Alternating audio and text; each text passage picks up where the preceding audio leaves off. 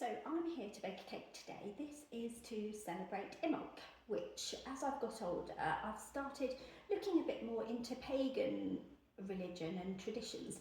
I'm not a complete out there pagan. I wouldn't ever declare myself as that because I have too much respect for people who are, and I'm just an interested watcher really, but I think some of the traditions are really, really nice.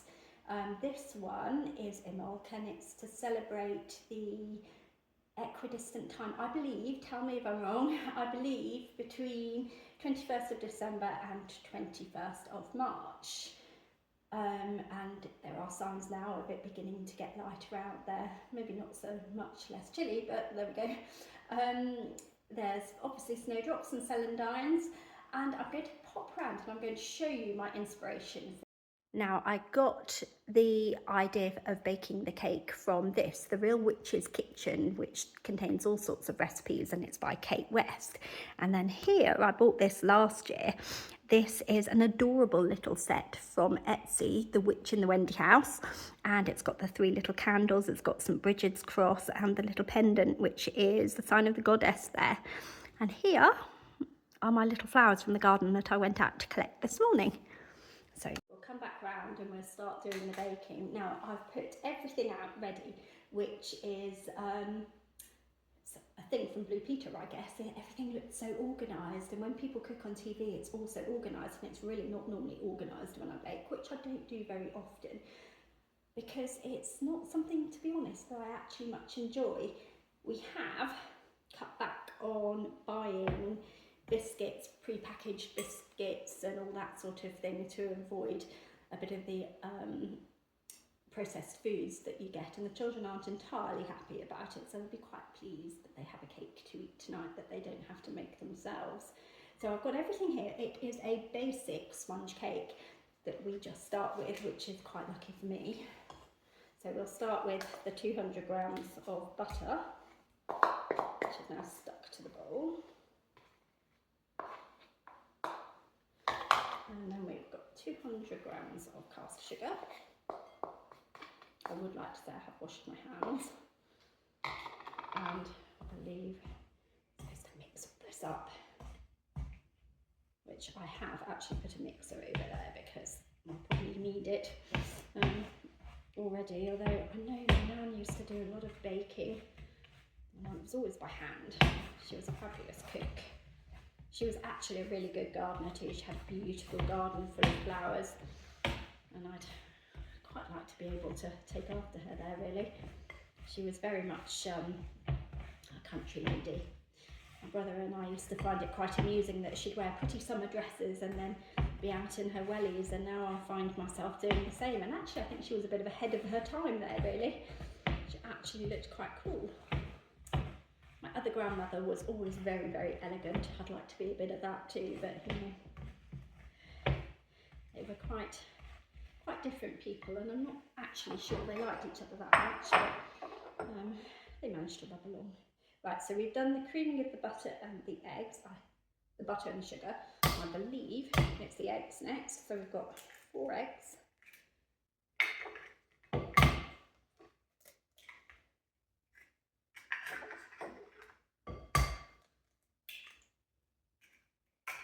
This that I'm standing in is, as I've said before, we've been building a house for the last 4 years.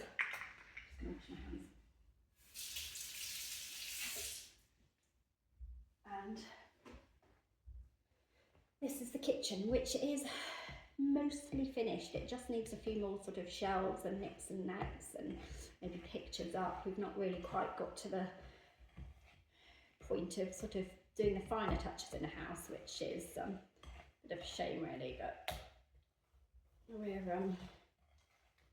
working on it. We're getting there. Every year we have a Christmas party every year, and I kind of think it would be nice to have something that looks a little more finished then. So usually there's another room done or something that looks a bit more finished by the time people come around. It's quite difficult because, you know, we have 3 children and we both work, although I'm part-time. It's not a working day today, which is nice. Right, so that's not really great, but you know, I did say I wasn't a great chef cook. So here we've got 200 grams of self-raising flour, and I'm going to switch you off a moment while I just mix it. So there we go, that's all nicely mixed now. No one wants to hear that racket. It's the sort of thing, if I ever use that, I get shouted at. Oh, turn that off, I can't hear the telly. I'm sure lots of you mums out there are familiar with that noise. Right, I've got 2 cake tins here. Now the idea of this, and I was thinking to myself that I had a ring mould, and I do have ring moulds, but they're about this big and I have 6, so that's not quite what I wanted. The idea of this cake is that you make a ring and then you're supposed to decorate it in light colours, so icing and maybe a few pretty sort of flowers and things on it, white candles, and then it's cut into pieces. Everyone takes a piece and I think everyone blows out a candle too, and you make a wish for the new year that's, you know, hopefully will come into force, and if it's not too extreme probably and you're prepared to work for it a bit. I find those are the usual wishes that come true, and that's how it's supposed to work really. So, but anyway, not having the ring mould that I thought I did, you can tell I don't bake very often, I'm going to have to cut the middle out. And so I think I'll split this into 2 because I don't trust my skill at doing that without breaking it either. My daughter's actually quite a good chef, or actually no, quite a good cake baker. She's very good at baking cakes. My son likes to make biscuits, but yeah, I get by. The cake lasts longer anyway, it doesn't go quite as quickly as my daughter's. So that's obviously not a good thing, but in terms of what the cake tastes like, clearly, but you know, we have cake in the house a bit longer.